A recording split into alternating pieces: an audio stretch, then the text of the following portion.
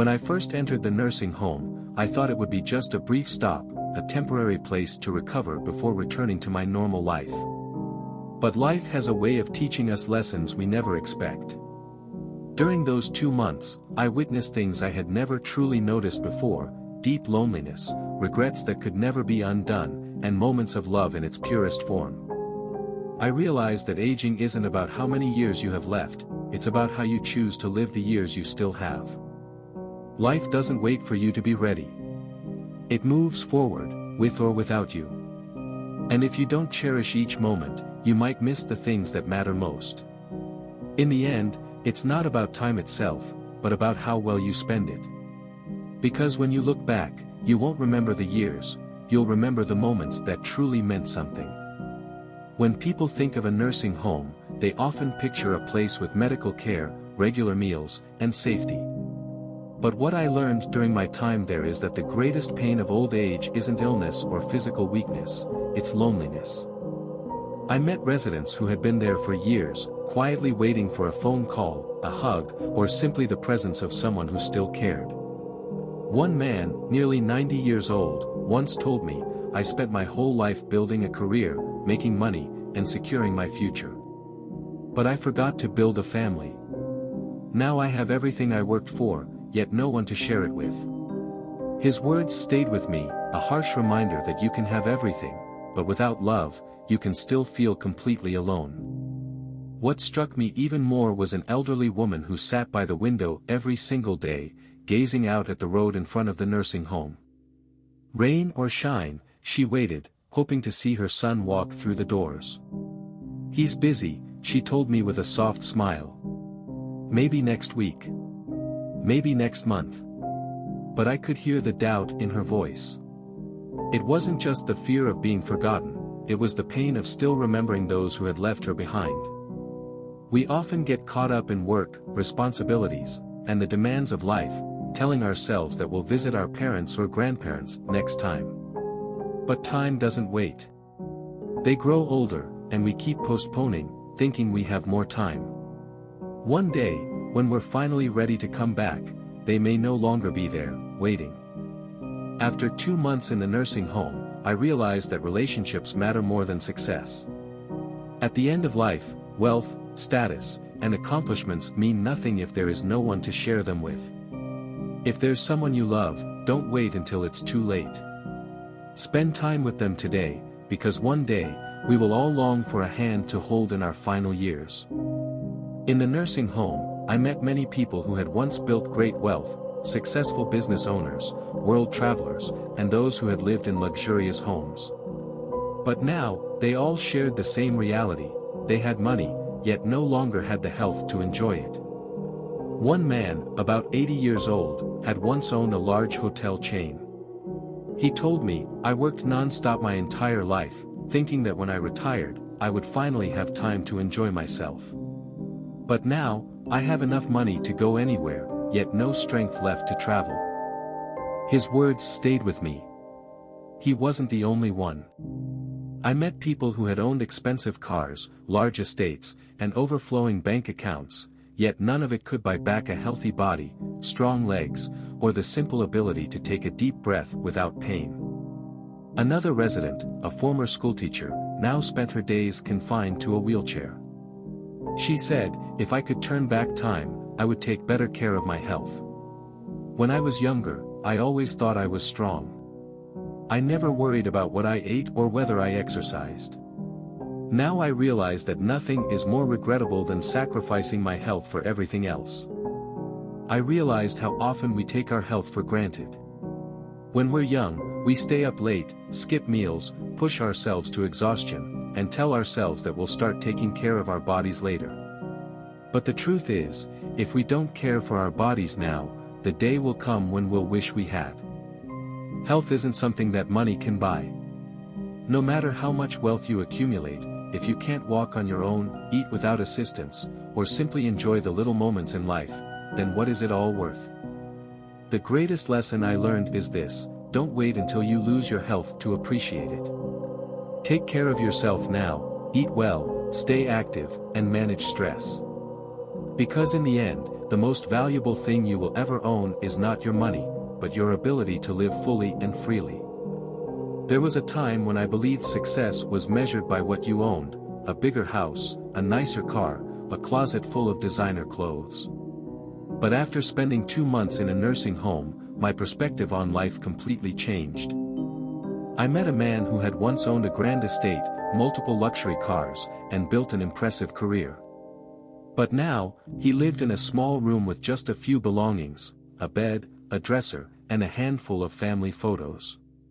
When I asked if he missed his former lavish lifestyle, he shook his head and said, "I spent my entire life working, buying beautiful things, but in the end, the only thing I truly needed was the presence of my loved ones."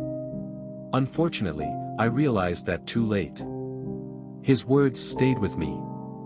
In the nursing home, no one talked about the cars they used to drive, the money they once earned, or the size of their home. Instead, they spoke of memories, the people they loved and the moments they cherished. I remember an elderly woman who always carried an old photograph with her. When I asked who was in the picture, she smiled and said, "This is my husband. We never had much money, but we had the happiest years together." Now, I don't remember the things I bought, but I remember every sunset we sat together, just talking. Those stories taught me a powerful lesson: as time passes, material things lose their value, but memories remain forever. We spend so much of our lives chasing wealth, status, and possessions, often at the expense of what truly matters: time with loved ones, heartfelt conversations, and unforgettable experiences. When we are young, we believe we need more. But as we grow older, all we truly wish for is to return to the simple moments of joy, where happiness was never about things but about love and connection. The greatest lesson I learned is this: create memories, not just wealth. Money can provide comfort, but in the end, it is the moments we live and the relationships we build that make a life truly meaningful. When we are young, we rarely think about the small things: getting up on our own, stepping outside, cooking a meal, or simply holding a spoon with ease. But during my time in the nursing home, I met many people who had been strong and independent their entire lives, only to wake up one day and realize they could no longer do the simplest things. I remember a woman who had been a teacher. She spent her life standing in front of classrooms, educating and guiding students. But now, she needed help just to sit up in bed. She told me, "I used to be able to do everything by myself. But now, even buttoning my own shirt requires someone else's help. I never thought I would end up like this." Her story wasn't unique. I also met a man who had once traveled the world, driving across long open roads with complete freedom. But now, he sat in a wheelchair, relying on a nurse to push him from place to place. With a heavy sigh, he said, "I never thought that simply walking would become a luxury." In the nursing home, I realized that independence is not something we should take for granted, it is a precious gift. When we are young, we assume that taking care of ourselves is just a normal part of life. But one day, even the smallest tasks, pouring a glass of water, getting dressed, or walking to the bathroom, can become overwhelming challenges.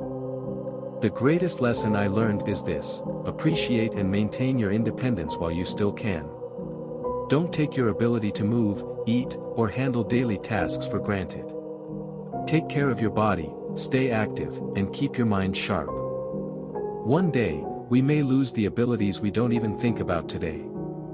So while you can still stand, walk, and do things on your own, cherish every moment. Because once independence is lost, no amount of money or regret can bring it back. I used to think that happiness was something grand: a beautiful house, a successful career, or luxurious vacations. But in the nursing home, I met an 85-year-old woman who always had a smile on her face, despite having little money and declining health. One day, I asked her, "What's your secret to always being so happy?" She gently replied, "I don't think about what I've lost. I appreciate what I still have." Her words made me pause and reflect. In the nursing home, I saw people who spent hours lost in regret, dwelling on the things they hadn't done and the things they had lost. But I also met people like her, those who found joy in the simplest things, a warm cup of tea, the morning sunlight, a quiet conversation with a friend. I realized that happiness doesn't come from wealth or material things, it comes from how we choose to see life.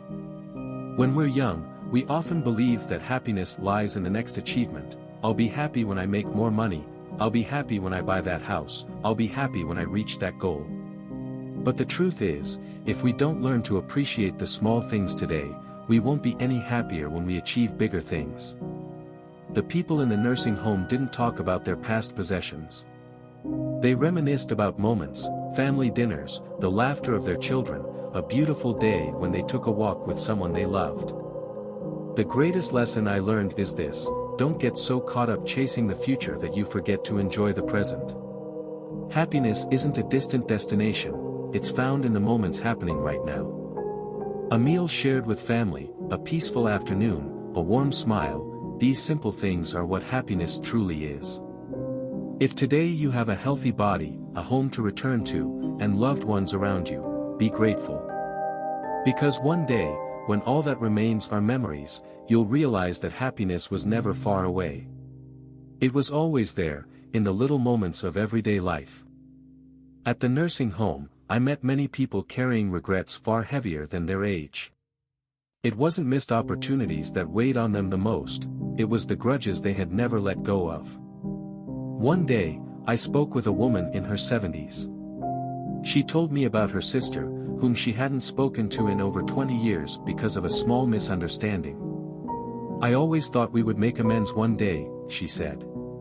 But then my sister passed away before I had the chance to say I'm sorry. Her voice trembled, and her eyes welled up with tears. No matter how much I regret it now, I can't turn back time. Her words made me realize a painful truth: we always assume we have more time, but in reality, none of us know what tomorrow will bring.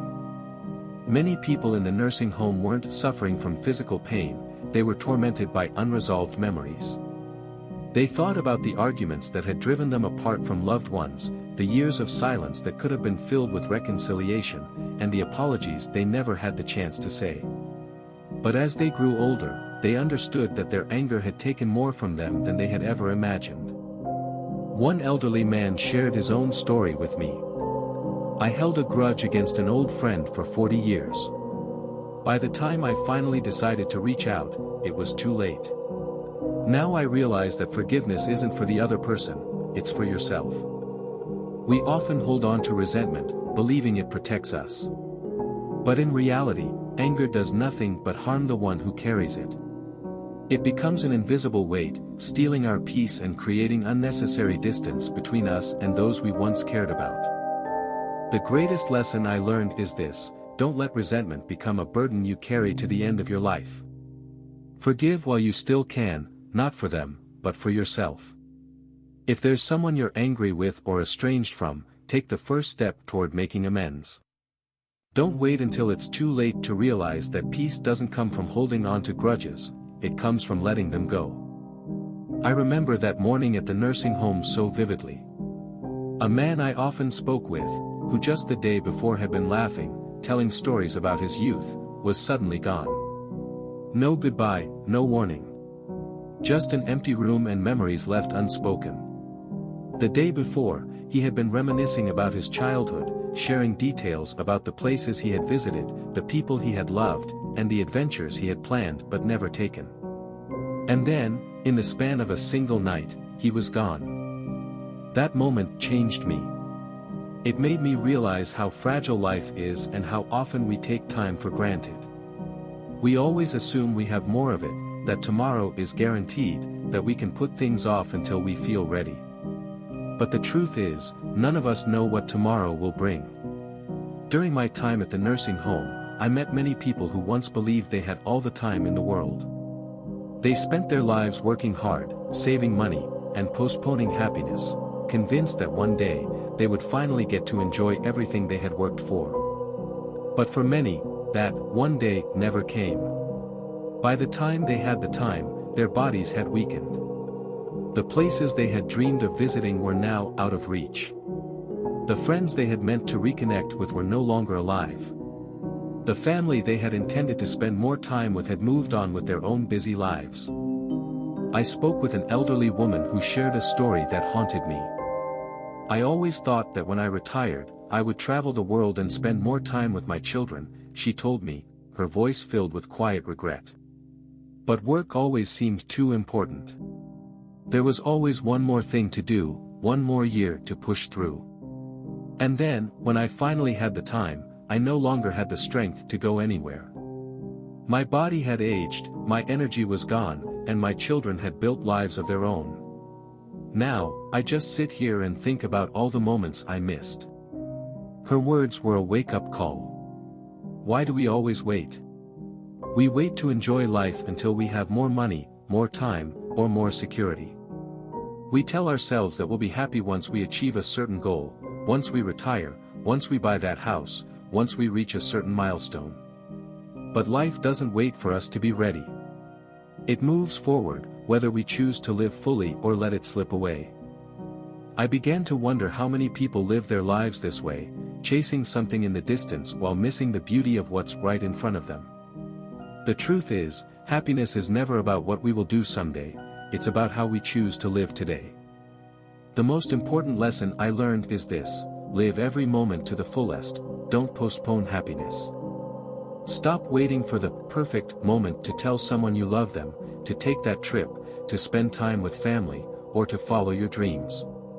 Stop convincing yourself that joy is something meant for later. Because later is never promised. If you love someone, tell them today. If you have a dream, start working toward it now. If there's something you've been putting off because you think you'll have time later, do it while you still can. Because when you look back on your life, you won't regret the things you did, you'll regret the things you never did. I no longer believe in waiting. I no longer believe in putting off the things that matter. Because life is happening now, and the only way to truly live is to embrace every moment while we still have the chance. 2 months in a nursing home taught me lessons I had never considered in my entire life.